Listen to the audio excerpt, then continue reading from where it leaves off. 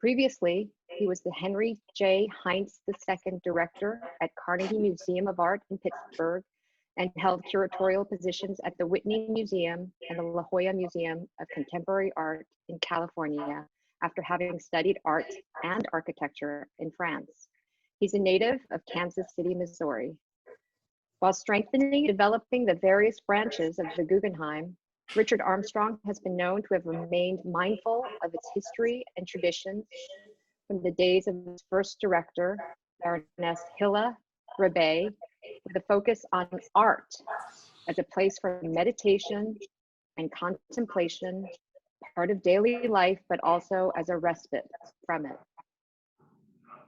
For the past 3 decades, Tom Hill and his wife Janine have been supporters of the arts, actively participating on the boards of the Lincoln Center Theater, the Hirshhorn Museum and Sculpture Garden, both institutions where Tom has served as chairman, also the Whitney Museum of Art.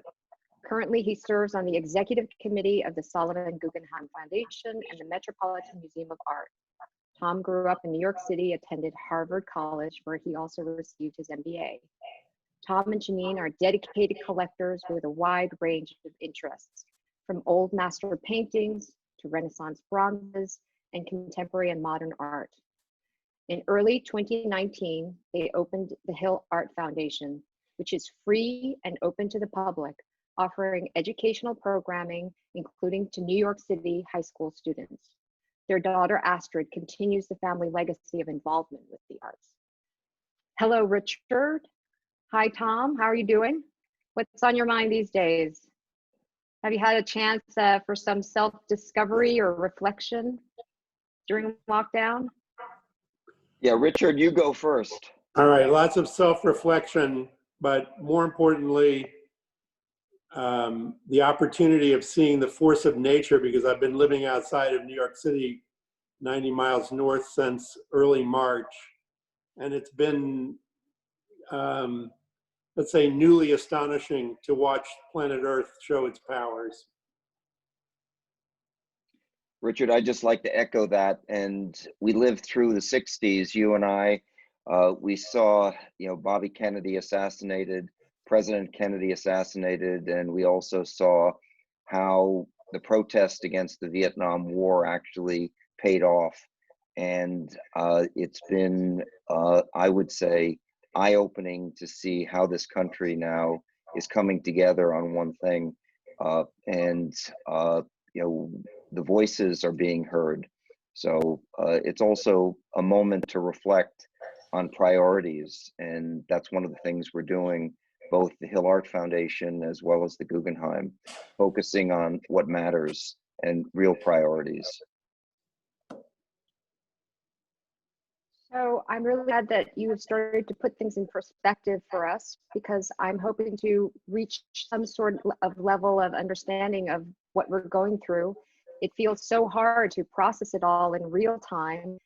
It feels almost like we're watching history unfold. Some things that seem extreme in one moment seem totally reasonable and rational the next. So I think this time requires some flexibility and experimentation. And I'm wondering, Richard, what are some experiences that come to mind and how they shaped the direction of the museum? Well, let's say for 10 years, we took a very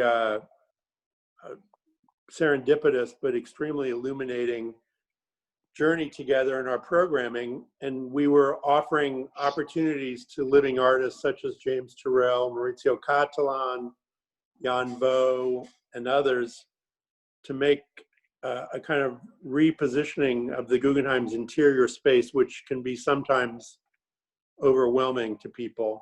That was one path. The other path that we were taking, and this part was almost unconscious, was recognizing how do creative people and movements of artists combine in the wake of disaster to take us to another place. And that happened through the examination of the Gutai movement in Japan, the Zero movement in Germany, and the Low Countries in particular. And then I would say also the Ankawara show, which showed us to some degree recuperation after the devastation of World War II amongst Japanese artists. And finally, our look at futurism, which was, creativity in the wake of World War I. We weren't imagining that we had a path, that path in particular, but I think that brought us into a very high focus about the willingness and the power of artists to take us further. And we are in the wake of a few disasters at present. I think the lessons we've learned from those exhibitions and programs can be helpful at this moment. Richard, let me just follow up on that thought, which is, I think artists have always been pioneers. They have been willing to take risks. They've been willing to put themselves out and say things that resonate at moments in time. And I think museums, and I know it's true with our art foundation, can use this moment to actually be platforms. And you can't actually open up the foundation or a museum now to the public, but you can through video, through the internet, through social media. You can create essentially messages where you give artists an opportunity to tell us what they think. And, frequently artists are way ahead of the times. I mean, why during the period of abstract expressionism, where post-World War II, you had atomic bombs, why is it that artists actually in Abek's work reflected some of the things that were going on in the world? Same thing, the pop movement, where you had Andy Warhol and Roy Lichtenstein talking about the consumer culture. And I think artists right now are going to help us figure out how we can actually come to terms with a lot of the changes that are going on. And it's our responsibility to give them voices. And that's what we're doing at the foundation. And I know that's what you've done at the Guggenheim. So it seems like we all agree that the role of the artist is an extremely important one, and one that can shed some ideas and guide us through these times. I think it's really interesting to talk about artists because they have no choice but to be to confront what's happening to them and to follow their internal compass. They are, in a way, naturally our authentic leaders.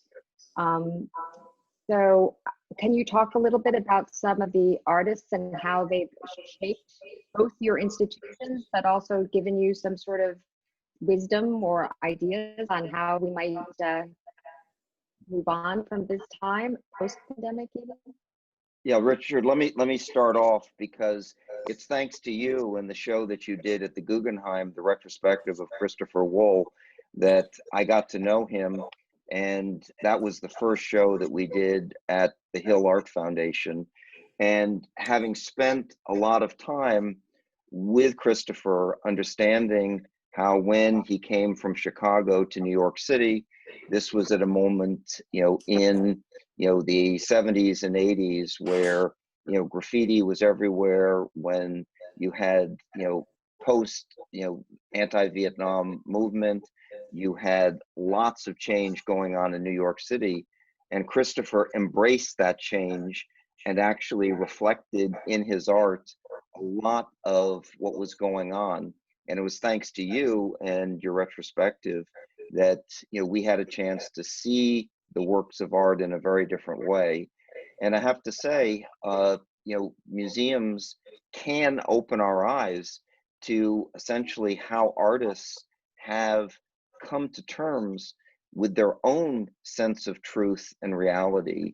And we've seen it also with our second show, where you had Charlie Ray beginning to express some of the feelings he was feeling, and particularly around religious objects, which was the subject of our second show. So Richard, why don't you, because you've been taking risks your whole life, taking risks on artists, taking risks on exhibitions, clearly I think that the pioneering role of the Guggenheim, and it's not just in this country, but it's in Europe and it's more broadly around the world, sets the stage. Thanks, Tom. I think as a younger curator, and we're lucky to have great ones at the Guggenheim, I think when you're the intermediary between the artist and the institution, you never feel like you're taking a risk. I think you always feel like you must be doing this. And by the way, isn't it self-evident, the truth of it all? And that's the power, I think, of highly committed and, let's say, very, very open people to help one another articulate a different reality. So to me, the courage is principally on the part of the artist. And then he or she might be lucky and find a curator, a writer, even an architect who understands the formulation of a new vocabulary and then helps articulate it into a syntax and grammar that we later say, of course. But in the articulation of that grammar and syntax, there can be a fair amount of discomfort. And I particularly last week admired President Obama saying to young people, make the people in power uncomfortable. Richard, can we just pull on that thread a little bit? Because, as we look at some of what's going on, around the world, the artists have been true to themselves in terms of articulating not just how horrifying some of the things are, but also, putting themselves out and saying change is necessary. And, one of the things in this world, it is very hard to be thinking about anything other than action at this point. And I know for, as long as you and I have known each other, you've always felt that there has to be aspects of not only humility, but also of humor. And it's really hard in the current environment to have a sense of humor. So how are you thinking about just, personally, how you operate in the current environment? Well, today in particular, I think we need to underscore that concept of humility, but also interconnectedness. And at the bottom, the sacredness of life, which is what I meant to infer by citing the power of nature when this began.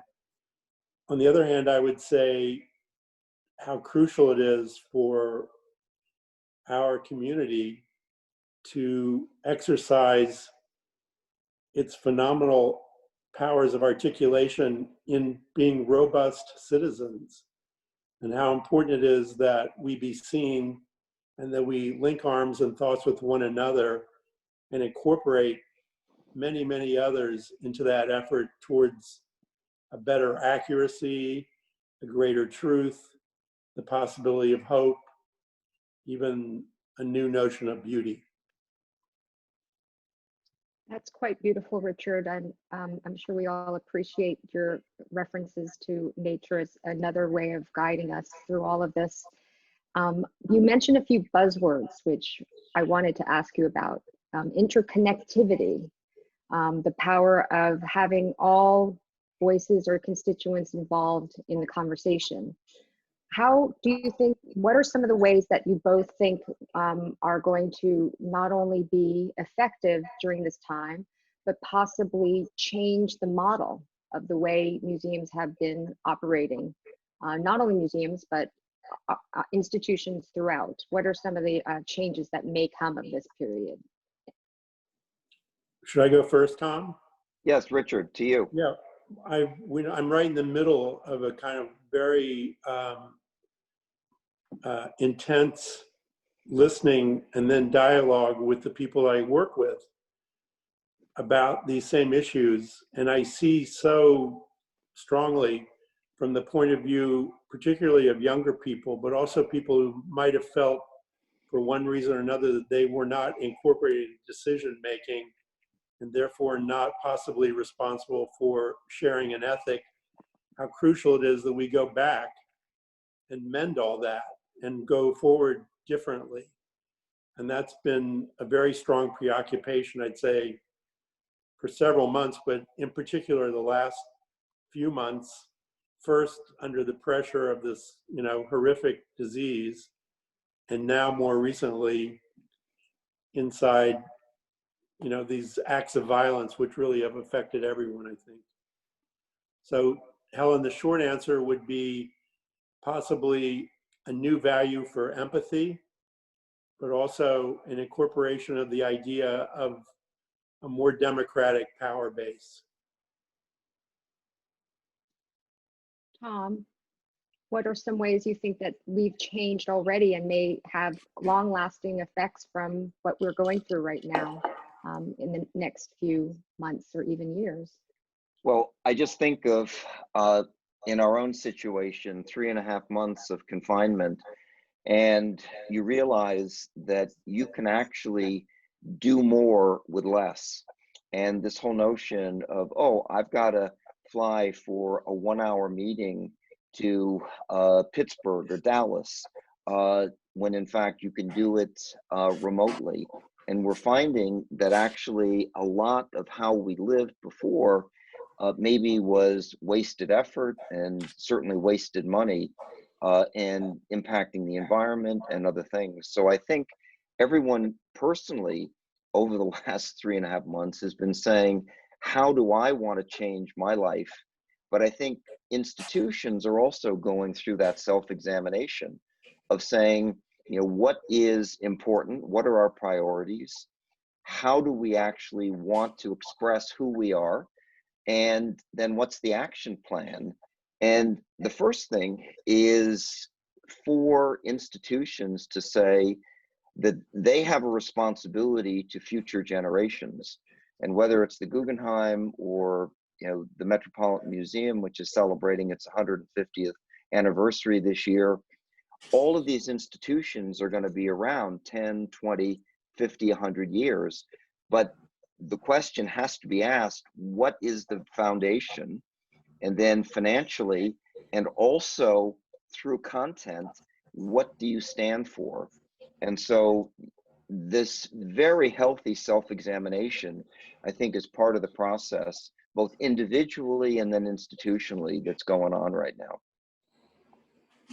So, Richard, thank you, Tom. That's very helpful and sums up incredibly well where we are. Richard, I hear you talking about listening and empathy. Tom, I can clearly hear the mission that you're going to be on. How do we integrate these voices and create the possibility of making strategic structural change in the future? How do we open up the conversation in a way that leads to effective problem solving? I mean, I don't have the complete answer yet. So I feel like we've opened a door. Do we have the courage to walk through it? And then can we all live in the room that it leads us to? Helen, I think it goes back to, again, how do artists approach situations where they are constantly holding the mirror up. They're asking themselves, what do I want to say? How do I want to say it? And, when you're under the microscope, the way the artists are, I mean, I could never be an artist because every day you actually have to say, is this saying what I want to say? And that's a really hard standard. And so, I think this process of self-examination, of not only individually, but institutionally, and this country's going through it, I think the entire world is going through it, of saying what matters, what are going to be our new priorities in this new world. Maybe there's been excesses, maybe we can pare back, maybe we can establish new priorities, and also how are decisions made? Maybe we haven't actually gotten the right inputs for decisions. And I think one of the challenges right now, and these kind of meetings on Zoom are fine, but there's no substitute for actually getting with people and talking things through and getting to know people. And thank goodness, Richard, I know you. Thank goodness, Helen, you and I go back a long way. I know your husband, so I know the family, and I know, Dorsey, Richard, your spouse. So, but I think the challenge today is often we don't know those people. And I'm reminded that, Jack Kemp, who everyone viewed as, well, he's very conservative. He had, initial ideas on supply side, but he was also a professional football player. And one of the things he said was, what changed my view about how I wanted to deal with the African American community was the fact I played football on a professional sports team and I got to know these people, and I got to actually understand, they ate the same food I did, they laughed at the same jokes. And, this morning, Dick Parsons, former head of Time Warner, talked about how important that was to him in terms of knowing Jack Kemp. But for those of us who watched how Kemp treated essentially his peers in Congress, who were, not white, it was really eye-opening, because you got to get to know, how people are thinking, and you don't do that through Zoom. You don't do that, necessarily, unless you actually are on a daily basis understanding what's going on in their heads. And so I think part of the self-examination is actually spending time getting to know what the problems are, and then, actually worrying about it. Just the way artists do. We started with the artists.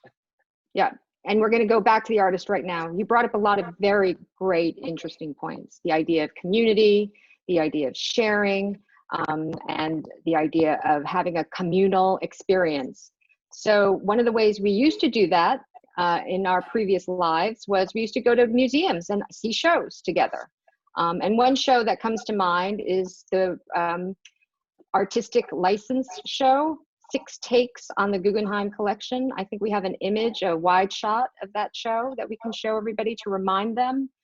This show was curated by 6 artists who already had solo shows at the Guggenheim and were well known to the Guggenheim, and they were given free license, Richard, for the first time ever that the museum has given artists, the curator, the power to put up works from the collection and show it in the way that, in their style and in their vision.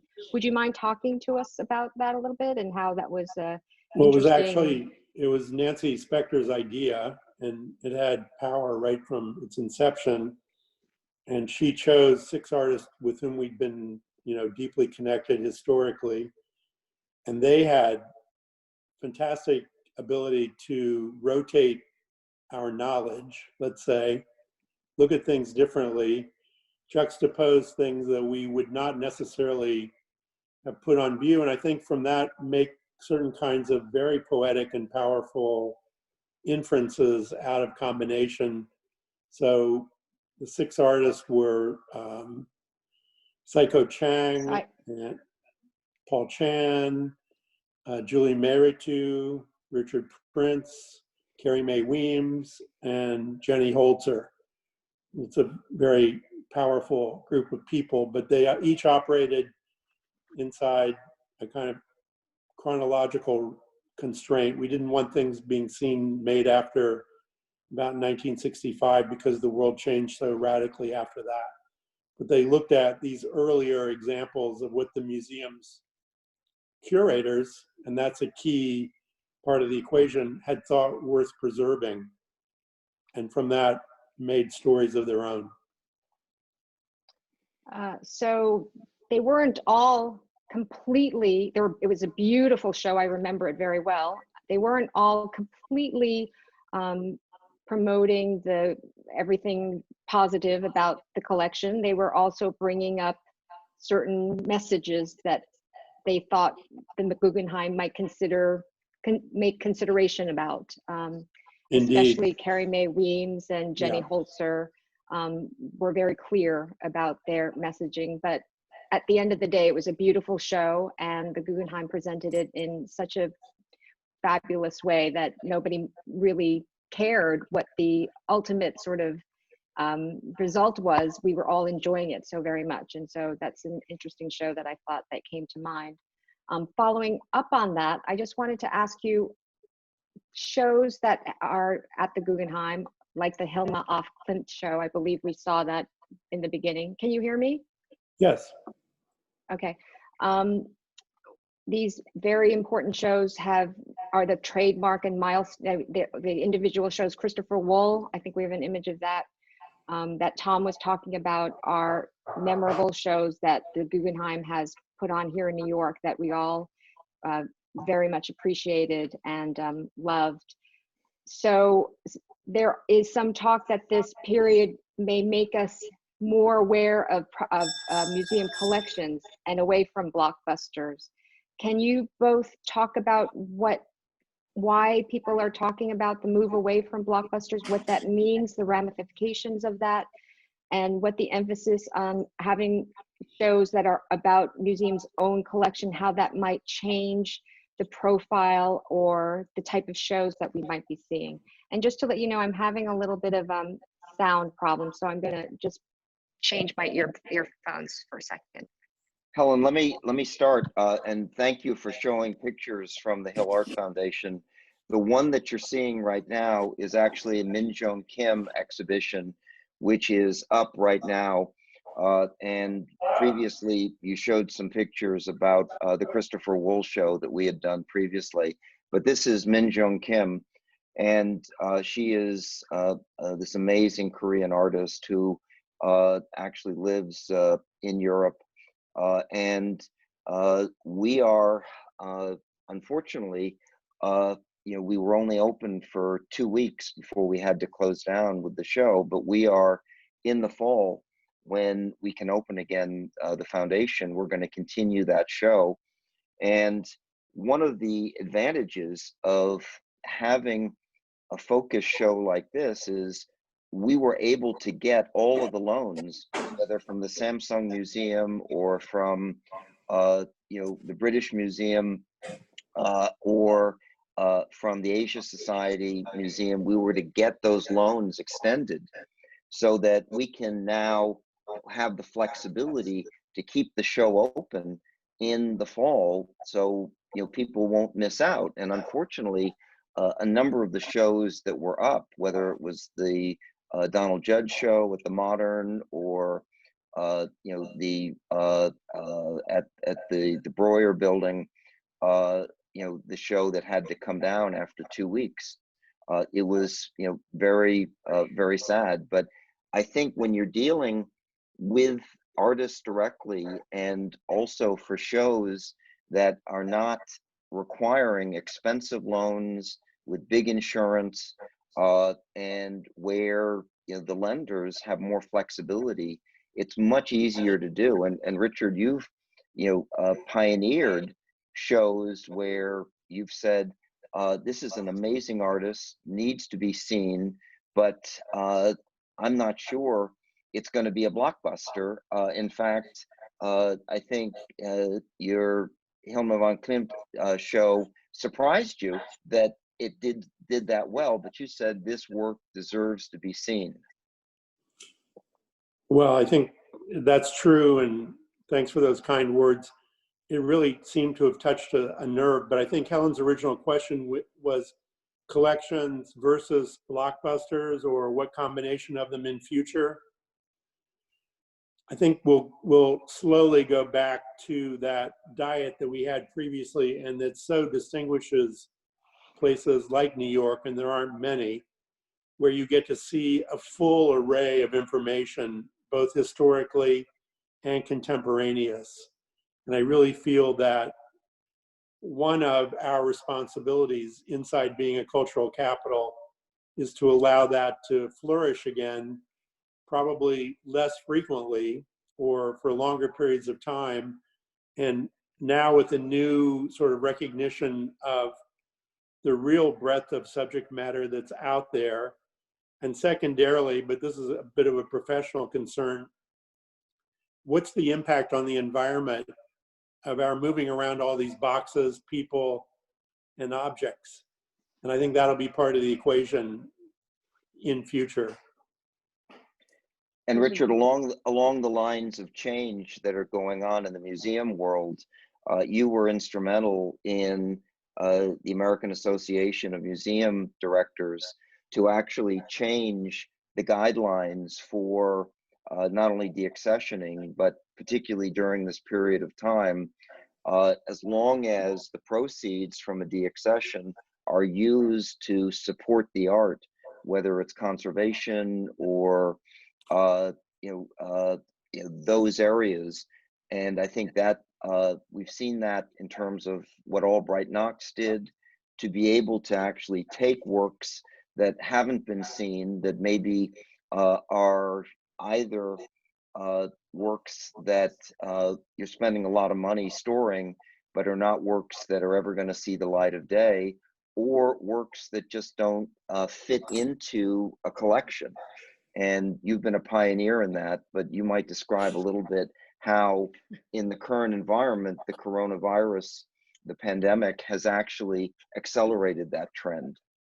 Well, I was in favor of that change of the rules, but I never could get the ball over the line. So some of my more nimble and clever peers were able finally to persuade our colleagues that that was the way to go forward. But I think the essential question is that we should see collections as an ever-changing asset, cultural asset, and that we owe it to one another to make certain that redundancies and particularly objects that are hidden, let's say, over time, have the opportunity to live either at another institution or on private walls.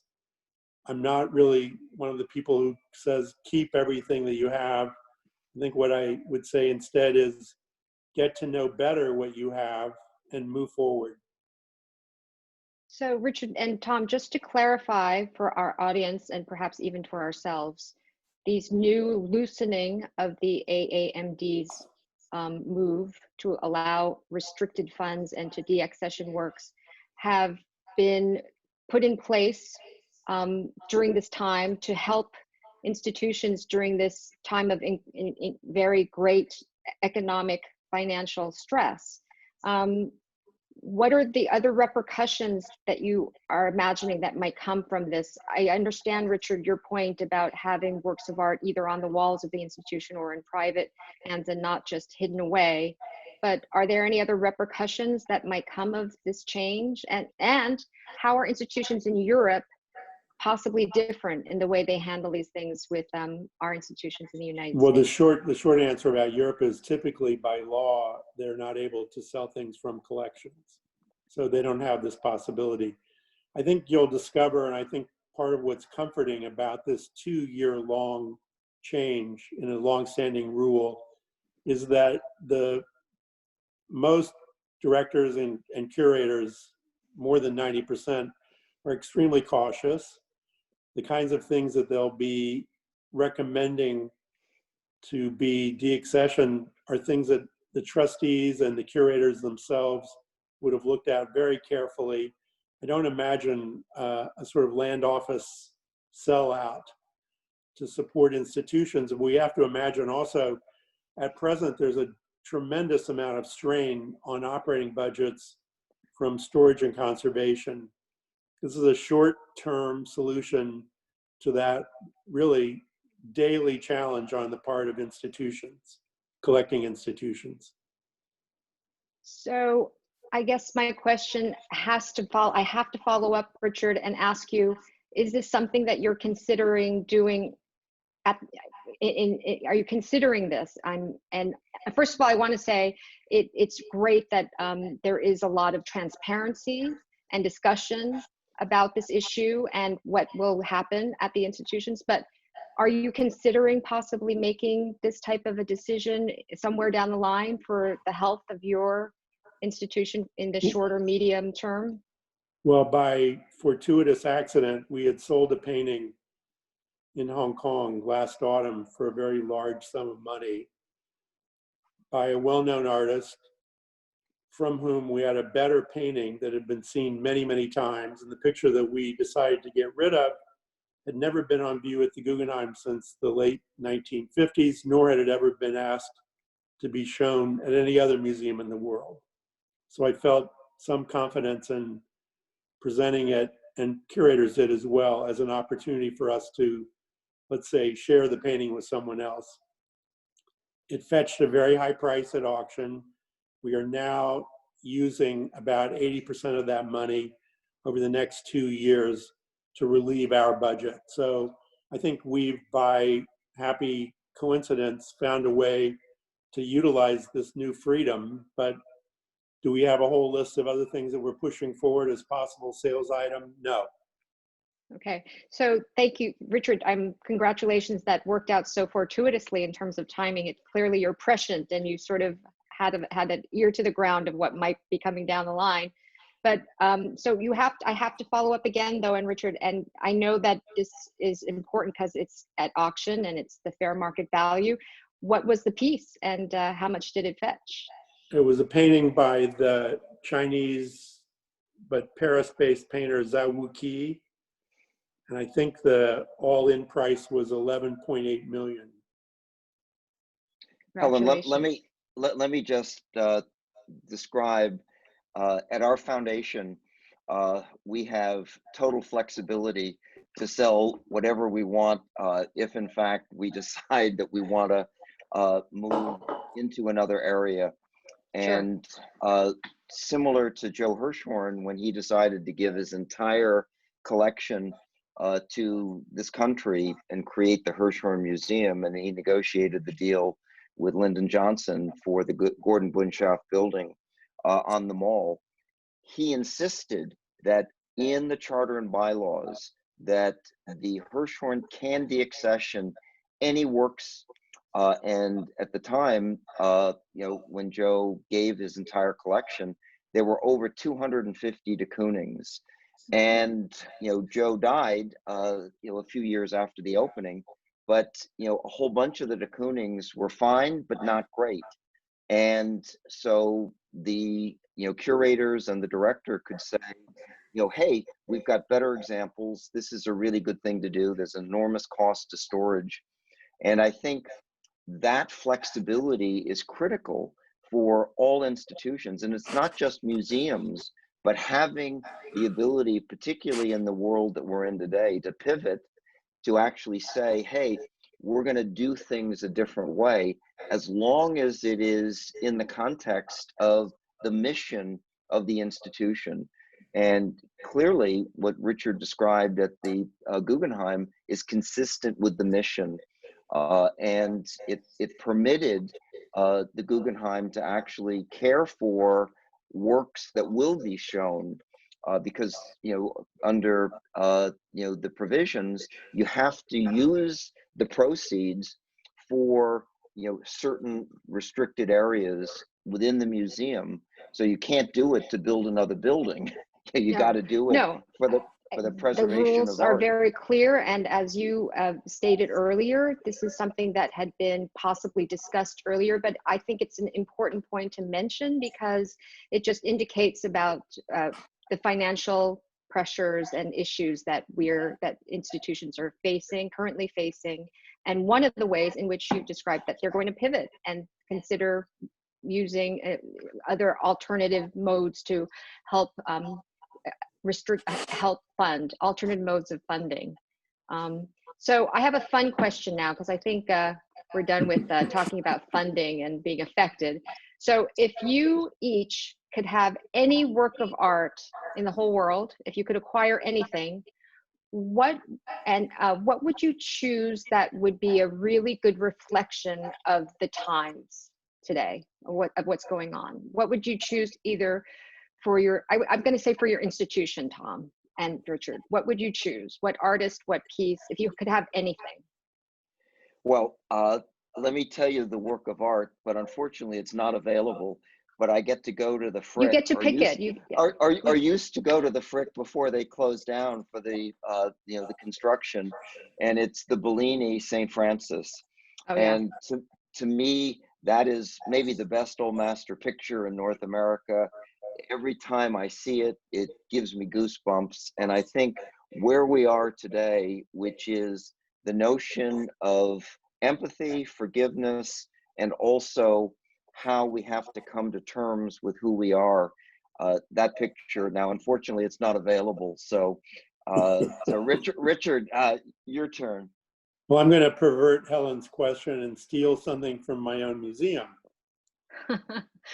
But if it's already the point is what? Okay, you're going to talk about something in your museum that's. Oh, I see. Okay, that's cheating, Richard. But I know, okay, but go it's ahead. an interesting cheat. There's a painting that I look at, and every time I see it, I feel about 9.5% stronger.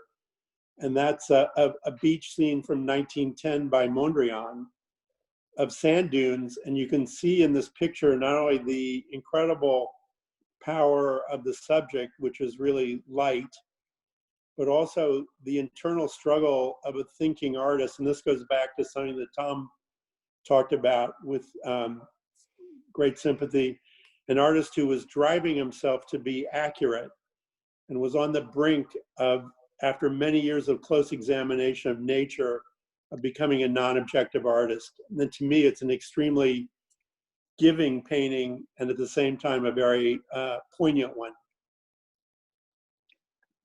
We needed images of both. The Bellini we know well. I wish I had the image of the other one. So we're come on over for a drink, and I'll be in my house. All right, I can't wait.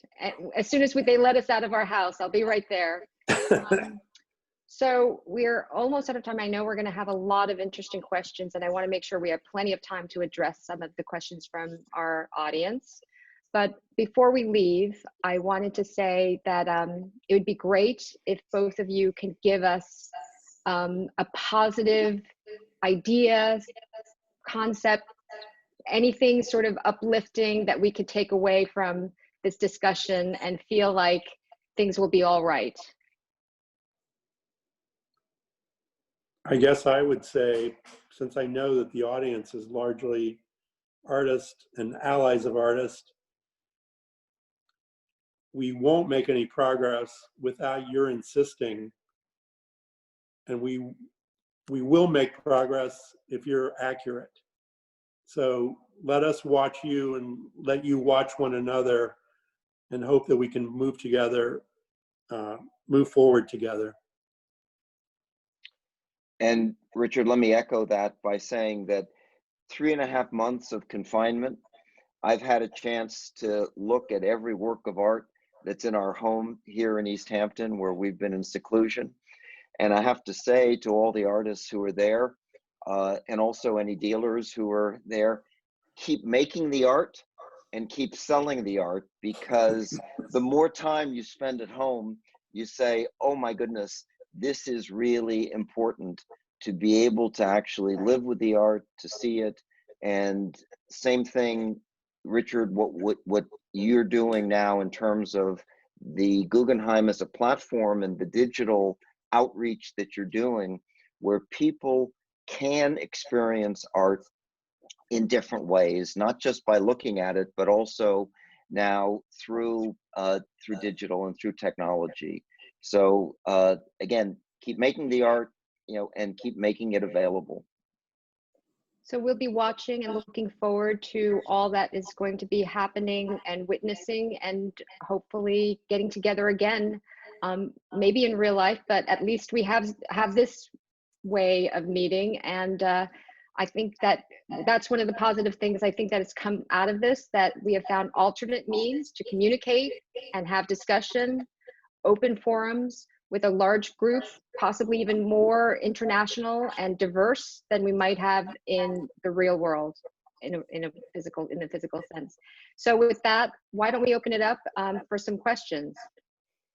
Thank you, Tom. Thank you, Richard. Hope to see you soon. Be well. Thank you, Stay Helen. strong. Helen, thank you. Thank you all. This has been a really thoughtful conversation. Our first question comes from Aviva Romani. I will ask to unmute you now if you would like to voice your question. Thank you. Thank you for a very interesting discussion. So my concern when we talk about change is that the art world has a long history of valorizing specific demographics rather than looking at the whole system. So my worry is that when we talk about, for example, the impact of Black Lives Matter, will we forget about the environment? Will we forget about women? What will we forget? Will we continue to fragment our concerns but sustain the same system? I'll say something to that, which is something that I think we've all recognized with great acuity over the last period of time, is the society needs synthetic and inspired leadership. And inspired leaders are never driven by a single issue. And I think if we can discover and agree upon and nurture and put forward more inspired leaders, it would be to the benefit of all those subjects that you bring up, Aviva, and more. And I think it starts, Richard, with asking the really tough questions, not being afraid to say, hey, you know, this is wrong, so what do we do about it? And constantly challenging the status quo. And I think, you know, people get into ruts. You know, I think before COVID, we were in a rut. I think we're getting periodic wake-up calls and essentially having reality flashed in front of us, but then asking the questions, okay, now what are we going to do about it, is absolutely critical. And I think artists have the ability to pose those questions in really thoughtful ways, and they can be not only part of the discussion, but I think can help, and so can institutions like the Guggenheim, by posing the question, what do we need to do to change and to be responsive? And you know, essentially right behind us is a Mika Tajima painting. And why is it one of the missions of our foundation is to support artists very broadly, and women artists, artists of color, and we do that. Thank you. One other thing I'd say also, at the beginning of Tom's recitation of the change elements of the late 1960s, he omitted Martin Luther King and his having been assassinated, I'm sure accidentally so.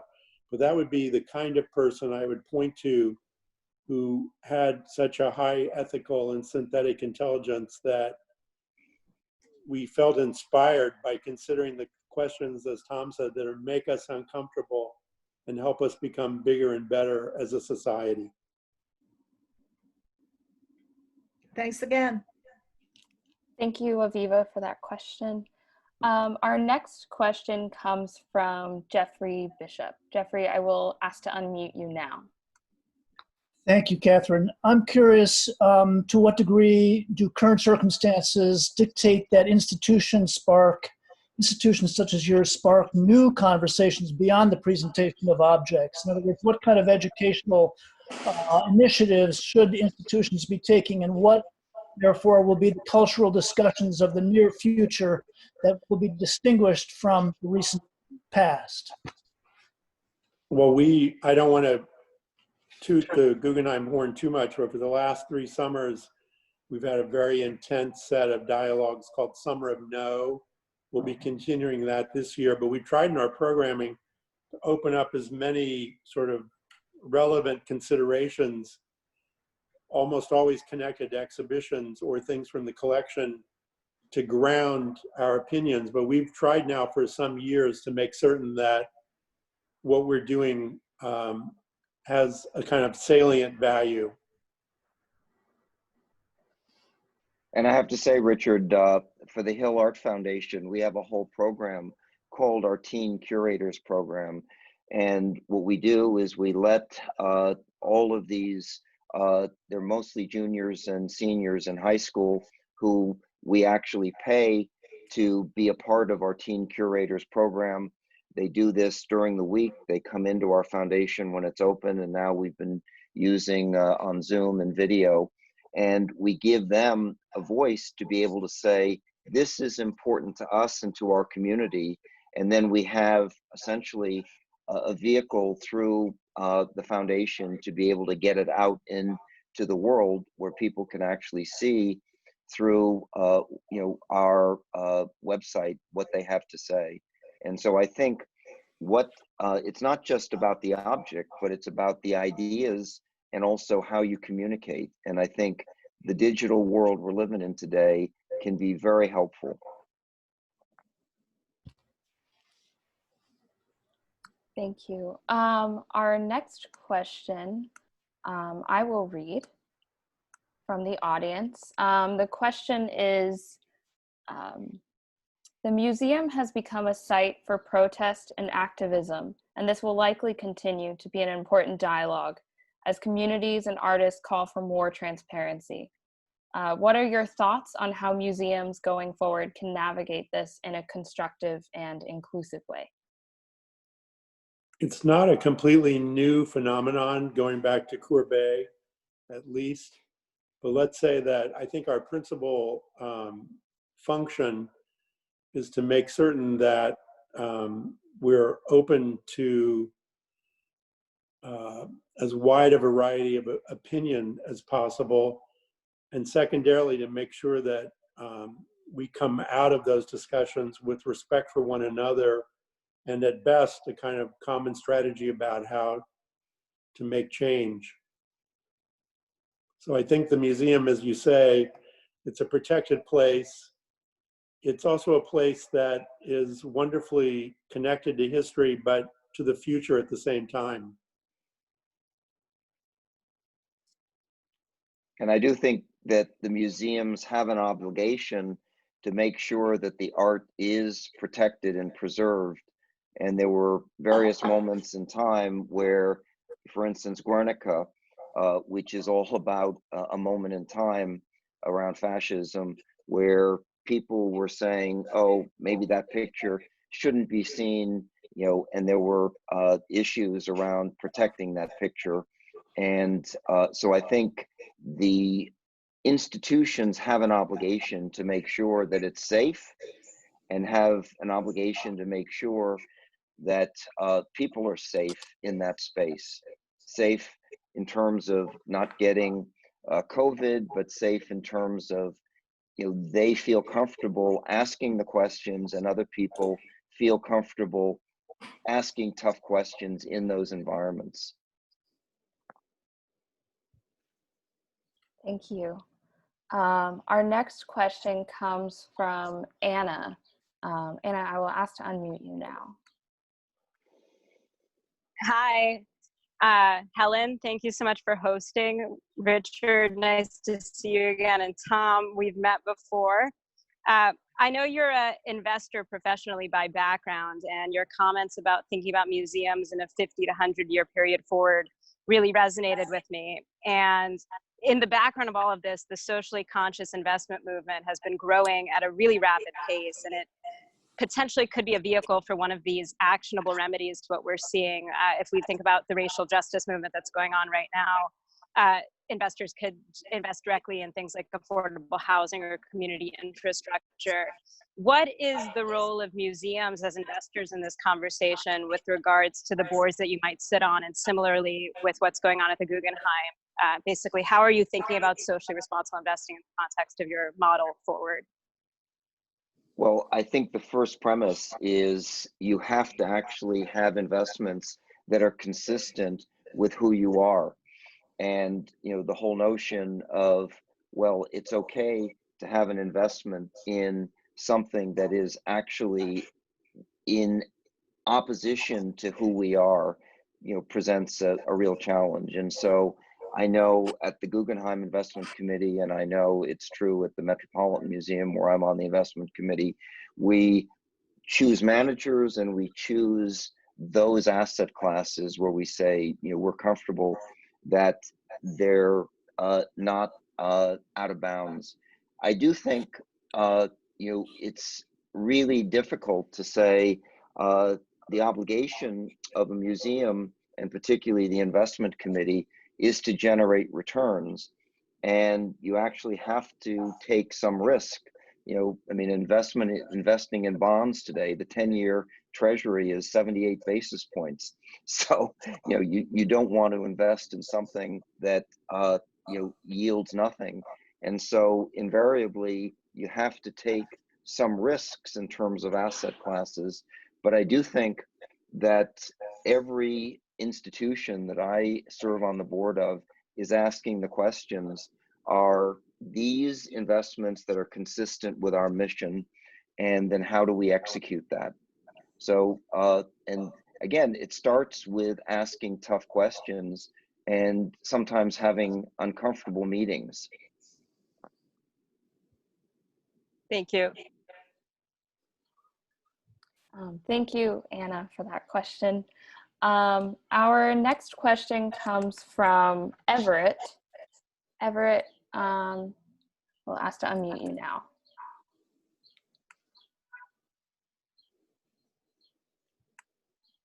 Hi, can you hear me? Yes, we can. This is a question for Richard. I was wondering what your relationship to Al Held is, and if you could tell us anything about it. Well, I came to New York in 1973 as a real country bumpkin. I haven't gotten much further than that. But I was in the Whitney independent study program, and I got taken up by the wonderful curator, Marcia Tucker. And I couldn't live on $3,000 a year, which was what the stipend was for the Whitney independent study program, but that gave me a nice start. She said, go be a studio assistant to this painter. And I had by accident seen a show of his at Andre Emmerich Gallery the same year and was very taken with the pictures. I didn't know his work really. So I went down and I worked for 2 days as a studio assistant, but I sanded through 3 paintings because, as you may recall, he sanded his paintings to make sure that there was no gesture or residue in the paint. So after I'd ruined a couple of pictures, he sort of let me have it and fired me. I gave him back what I thought he needed to hear from me.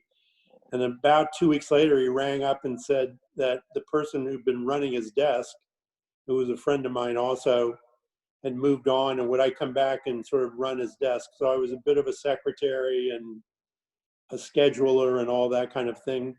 And I will say it was the first time that I'd been in the company of a ferociously creative person. It also showed me an entree into a hardcore Depression era communist turned highly capitalist artist. These were all new phenomenon to me. And so in our 3 or 4 years of being together, I think I went for a very deep dive into what it meant to be an artist, but probably more importantly, an artist who dated from a pre-pop moment where irony would never be part of the vocabulary, and the last sort of breaths of abstract expressionism still lived. And so for me, it was an entree into a world I'd read about, never really dreamt of, but read about, the era of the late 40s and early 50s. And because Al knew so many of those people, and through Al, I met Irving Sandler, who knew all of them, I stepped into a different universe. He became a good friend, and now I have the big privilege of serving on his estate's foundation. Fascinating. I appreciate you sharing that. He told me something that I never thought I'd need to know. Well, he told me a lot of things I never thought I'd need to know. But he said about museum directors, they only have one legacy, and that's the collection they build.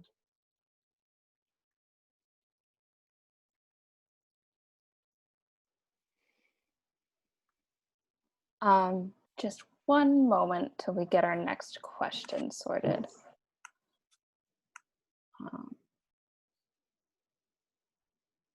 Okay. Our next question comes from the audience.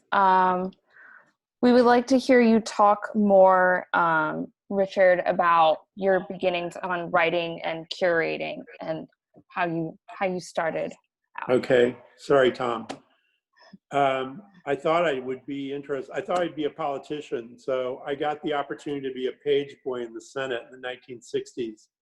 And then exactly at that moment that Tom mentioned, 1968, I had a complete revulsion against the government, I would say, and moved to France, where I studied for a while in Dijon and then moved to Paris, where I was a titular student at the Sorbonne. The revolution was long past in Paris, but the residual of the French resistance from all the way from the war up until that moment were around me. Again, completely new things compared to what I was used to growing up in Kansas City. So then I thought, can't be a politician, maybe I'll be a newspaper reporter. And I tried in various ways to do that, but I was too lazy, really. Then I had known someone who'd gone to the Whitney program, and I decided I'll try for that. And I got admitted, I think possibly because I was so tall. And from there, the art world, became my reality. And Al Held's studio was on Prince Street and West Broadway. And in the middle and early 70s, that part of Soho and downtown, all the way down below Canal Street, were really, I would say, a kind of historic laboratory for change. And, I felt to be part of something that would historically be important and was personally quite revelatory. I got the chance to work with Art Right. I wrote some reviews for Art Forum for Ingrid Sishi, but again, I might have been a little bit too lazy. So it made more sense for me to keep working inside a museum, which is what I've gone on doing since 1973.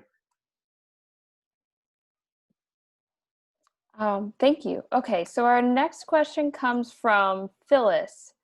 Phyllis, I will ask to unmute you now. Hi, guys. Hi, Tom. Hi, Richard. How are you? Good to see you. Haven't seen you in a while. So one of the first things that came to me about the art world vis-a-vis the pandemic were openings, the crowds in Chelsea, the kids on the street drinking beer, or let's say the last Frieze VIP opening, which was far from being a VIP opening, it was a mob scene. Should we expect openings to cease? I would say only until there's a vaccine. Our universe needs to congregate, and it will need that forever.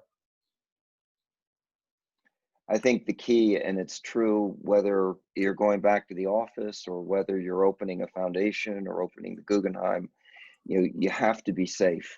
And so until we can actually figure out what is the best way to protect the visitors, to protect the staff, this is a really complex issue, and we're facing it in not only business, but in terms of the Guggenheim, the Art Foundation. We have an executive committee at the Metropolitan Museum this afternoon where we're trying to figure out this exact same issue. And I don't think there are answers at this point, Phyllis, because we're dealing with something that's highly complex, this virus, and we've seen a lot of mistakes get made, and nobody wants mistakes on their watch. And so I think we're going to be cautious. And again, the standard of safety is critical. Thank you. Thank you, Phyllis, for that question. Okay, so our final question comes from Francis Beatty. I will ask to unmute you now.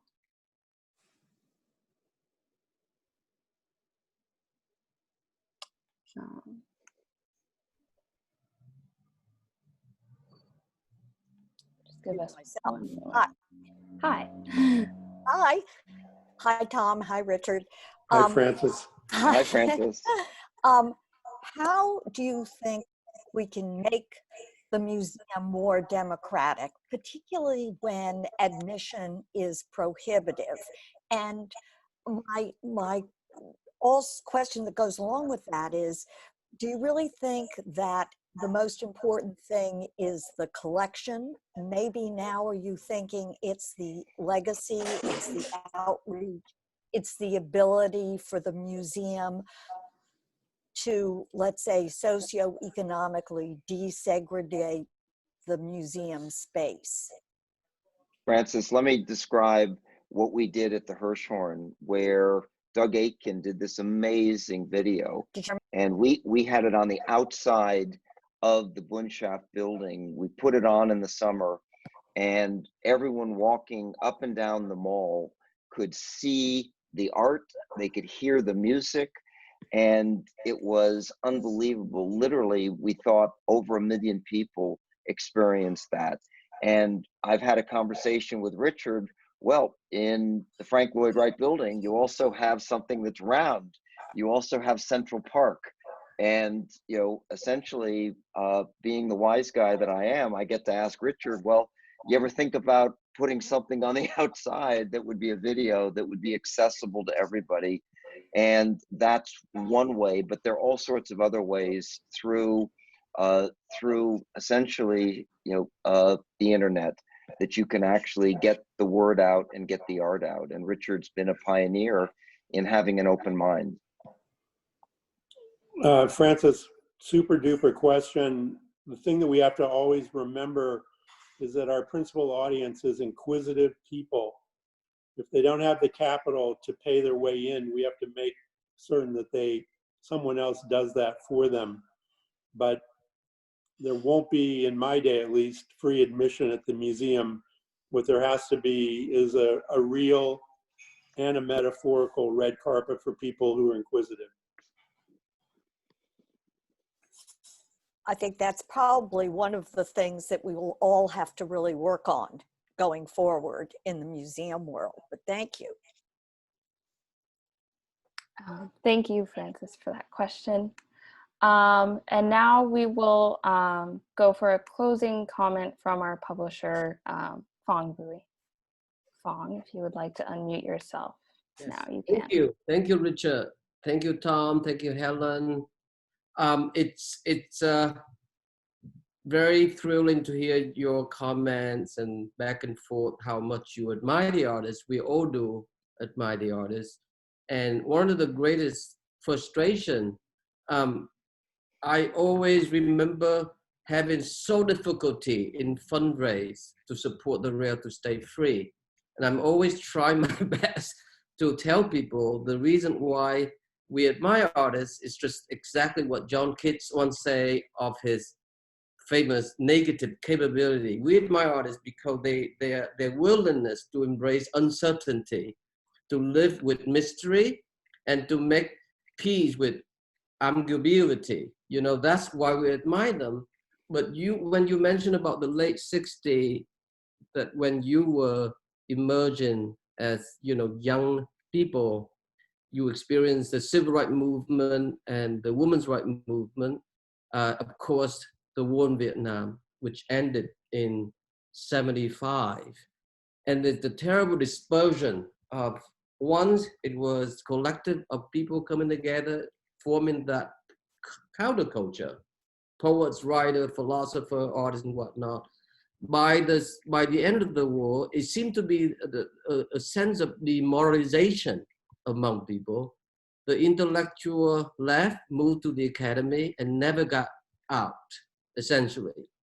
So my point is that from your, you know, experience, how can we bring together that collective or unity of voices? In other words, we've been divided in tiny little niche of different fields, whether in poetry world, music, or theater.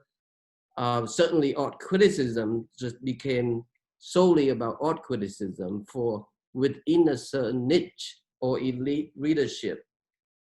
Can we somehow have hope? Do we have hope? Particularly now with what's going on with COVID-19, with the emergence of this amazing protest all over the US, over the world, based on unjust, racial discrimination. Can we be able to work together and bring everyone together to overcome this incredible historic happening? And that, both of Richard and Tom and anyone else can comment on. Yeah, Richard, let me take a first cut at that. And when we had the great financial crisis of 2008 and 2009, when clearly banks were responsible for the problem, too much leverage, too little capital, and no risk management, who has now been providing, a safety net by providing loans, but the banking system. And, so it was, just about 12 years ago, the banks were the problem. And today, they are actually helping the recovery. And I think, when you go through inflection points, such as we're going through, institutions by definition adapt and they change. And so I'm very hopeful that across the board, whether it's, government or whether it's institutions, they will actually take to heart what's going on here. And so, Richard, you're living it day to day with the Guggenheim. I'm interested in your view. We will adapt and we will survive. And if we're relentless in really our pursuit of right and wrong, we can also be a leader, because at bottom, what we're after is a kind of ethical existence. So I think in answer to Fong, we should say to one another, the change won't happen in isolation. Mm-hmm. It obliges a kind of fraternity and confraternity that people may have not really allowed themselves to be part of for a while. Let's think about being together, and let's think about recognizing and respecting people from outside our tiny universes. Right. Thank you, Richard. That's what I want to hear. Thank you, Tom. Thank you so much. Yeah, thank you, Richard and Tom, and thank you, Helen, for this really thought-provoking conversation. A lot of tough questions were discussed. So this is a great time to move to our tradition of reading a poem at the end of our lunch. Today, we're delighted to have Brandon Brown read for us today. Brandon Brown's most recent books are The Four Seasons and The Good Life. His poems and prose have been in Art in America, Open Space, Social Text, Folder, The Poetry Project, and Best American Experimental Writing. He's an editor at Krupskia and edits the zine Panda's Friend. In 2020, Atelos will publish his book-length poem called Work, and he lives in Cerrito, California. Brandon, I will ask to unmute you now.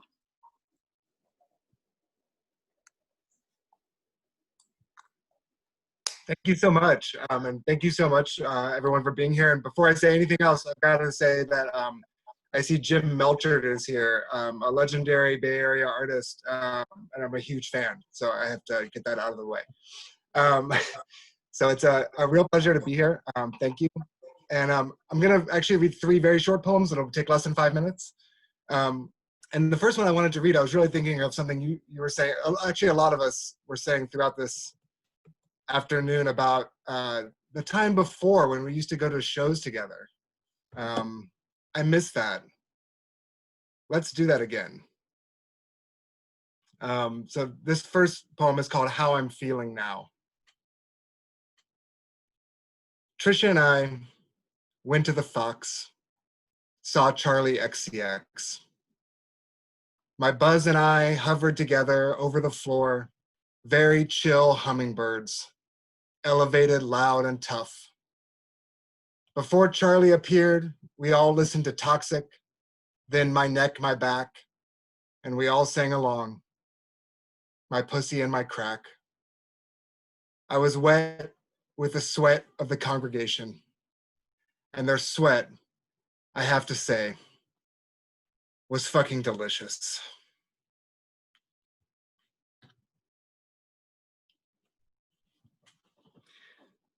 Okay, and I'm gonna read a poem called Dog Park. I told Allie I really want to write a poem called Dog Park. In bed, she's like, you could make it a New Yorker poem where you go to a dog park and then have some huge epiphany. And then we have a soft debate as to whether a poem called Dog Park needs a dog park in it or not, or even a dog. I don't know. But I do know I don't want to get up out of bed. Not now. 5 milligrams of warm indica coaxing me into its native land of sleep to write down Allie's idea for my poem Dog Park. And I tell her so. And she says, get up, you're a poet. And it's true. So I shuffle off this warm, magnificent mattress, firm as the back of a golden retriever in the prime of life. The blinds in the bedroom are shut tight against the mean lights of the Pacific East Mall that moan all night and make the nearby bedrooms bright. But I get up to write down what might be the beginning of a poem called Dog Park, with or without a dog park, or even a dog. And obviously you'd rather be a cloud than a poet, or the plastic tip of a vape pen, or the floating lint in the store where they sell beds and sheets and pillows and duvets, or even a grody hunk of sand on the ground of a dog park. My nightmare. But it will just take a minute or two. And then I can pee one last time with impunity. Double check the door is locked. Go back to bed. Wait for the next one. And I'll finish by reading again a short, very short poem by the poet Shawn Bonney, a great poet and friend who we lost last November, and someone I really wish were still here, especially now. It's from his book that's called Letters Against the Firmament. For I love you, say fuck the police. For the fires of heaven, say fuck the police. Don't say recruitment, don't say Trotsky, say fuck the police. For alarm clock, say fuck the police. For my morning commute, for electoral system, for endless solar wind, say fuck the police. Don't say I have lost understanding of my visions. Don't say that much maligned human faculty. Don't say suicided by society. Say fuck the police. For the movement of the heavenly spheres, say fuck the police. For the moon's bright globe, for the fairy map, say fuck the police. Don't say direct debit. Don't say join the party. Say you are sleeping for the boss. And then say fuck the police. Don't say evening rush hour, say fuck the police. Don't say, here are the steps I've taken to find work. Say fuck the police. Don't say tall, skinny latte. Say fuck the police. For the Earth's gravitational pull, say fuck the police. For make it new, say fuck the police. Don't say spare change. Say fuck the police. Don't say happy new year. Say fuck the police. Perhaps say rewrite the calendar. But after that, immediately after that, say fuck the police. For philosopher's stone, for royal wedding, for the work of transmutation, for love of beauty, say fuck the police. Say no justice, no peace, and then say fuck the police. Thank you, Shawn, and thank you all for having me today. Thank you, Brandon, for those poems. And thank you again, Helen, Richard, and Tom, and the Hill Art Foundation and Guggenheim for today's conversation. If you want, you can unmute yourselves as you say goodbye. Please join us for tomorrow's conversation with Jennifer Jones Austin and Joanne Page with Reverend Donna Schaefer. They will talk about formerly incarcerated people and the difficulties they face when they re-enter society in tomorrow's conversation. So please join us. Catherine, thank you. And all. Helen, Richard, and Brandon, thank you. This was really wonderful to participate. And great job, Catherine. Thank you. So important to keep talking. Thank you, Richard. Thank you, Tom. Thank you, Fong. Thank you so much for everyone who joined us. Thanks, Tom. Everyone. Great Thanks, talks, Helen. Brandon. Thank you. Thanks, Richard. Thanks, Brandon. Thank you. Bye. Thanks for coming, Jim. Thanks for coming, Jim. Always a pleasure.